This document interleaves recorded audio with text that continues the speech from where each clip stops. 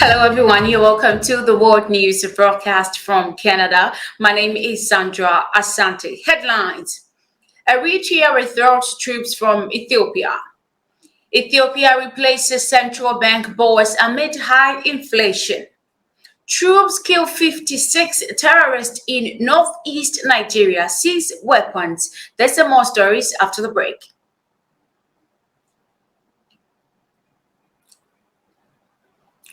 You're most welcome back from the break to a very first story. Residents from different parts of Ethiopia's northern Tigray region have told the media that soldiers from neighboring Eritrea are withdrawing in large numbers from the areas they have been controlling. An eyewitness in Accra told the BBC that Eritrean army vehicles have been passing through the town since Friday morning. They, the soldiers, have been traveling in a lot of vehicles, the resident says. Describing the number of soldiers like ants, the resident says the vehicle was surrounding trumpets and the soldiers were singing. They were singing with flags, also posting various slogans on their vehicle, he added.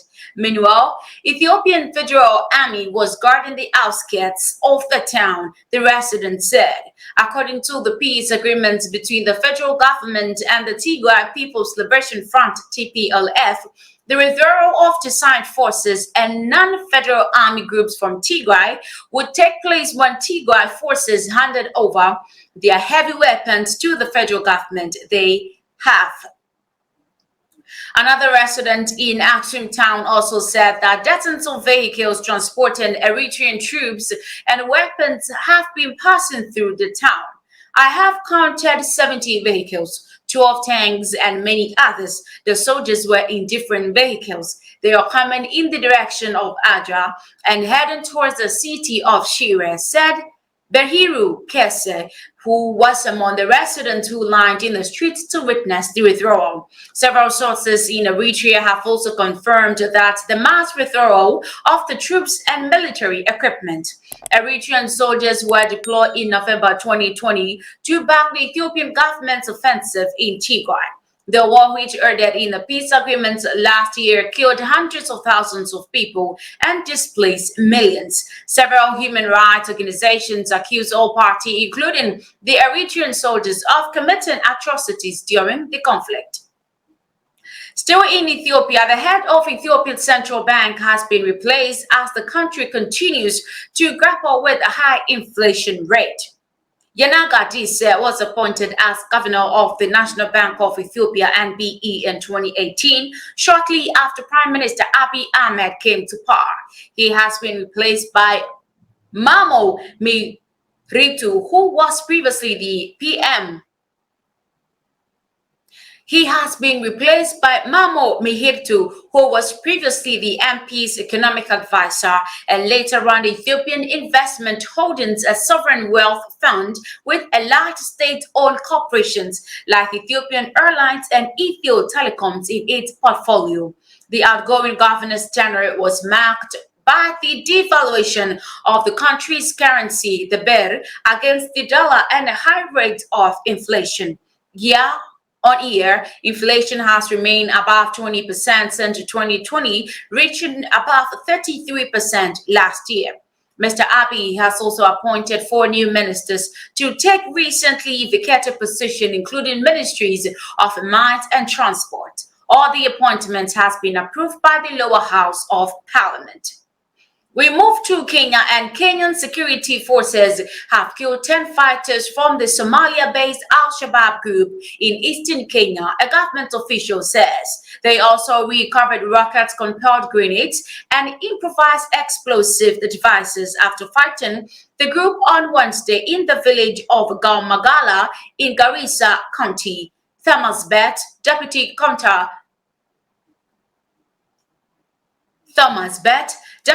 County Commissioner of the Bura East Sub-County said on Thursday, the operation to flush out the Somalia militant group in the region was carried out by our multi-agency team, and it managed to neutralize 10 Islamist group militants and recovered assault weapons, he told the Reuters news agency. Spokespeople for the Al-Shabaab could not be reached for comment. The Al-Qaeda affiliated has made incursions into Kenya for years to pressure the country into withdrawing its troops from the African Union-mandated peacekeeping force helping Somalia's central government fighting group.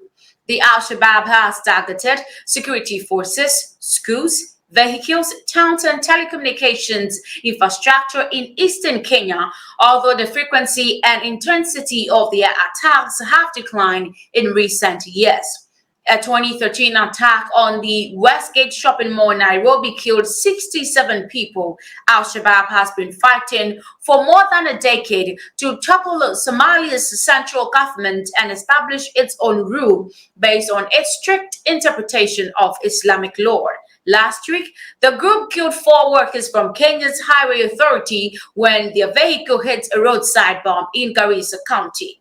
On Tuesday, 1 person died when an air convoy was hit by a rocket-propelled grenade in the same region, police said in a report. We move to Pakistan, and a bomb blast has derailed a passenger train in a southwestern Pakistan province of Balochistan, a local official said. At least 8 people have been injured, the official told the Reuters agency Friday. Jafar Express came under the bomb attack in Pashi area of the Bolan district. 8 people were injured and 8 bogies derailed, including locomotive. Deputy Commissioner Bolan Asha Sumola said. He said a rescue team was facing difficulties as the site was in a mountainous area. We are in South Korea, and hundreds of people have had to evacuate after a fire broke out in the Shanti town in South Korea's capital, Seoul City. Roughly 60 homes are reported to have been destroyed in Friday morning's blaze in the Garyon village. There have been no report of death or injuries. South Korean media has described the area closely packed, with the makeshift home as the capital remaining slump. It took more than 900 firefighters and several helicopters 5 hours to put out the blaze. Right after I opened the door, I saw a pillar of fire rising from the side. A 72-year-old resident told the media. It looked really serious and I couldn't escape alone. So I banged on the door and shouted fire, and people came out screaming. It was chaotic. President Yoon Suk Yeol called all out efforts to minimize the damage and mobilize all available firefighters and equipment, according to his spokeswoman. Mr. Yeol is currently in Switzerland for the World Economic Forum Summit at Davos. The exact cause of the blaze is still unknown, but the area has also been prone to fire and flood as well, with many homes built using cardboard and wood. According to the Korean Times, the Gayo village has suffered at least 16 fires since 2009.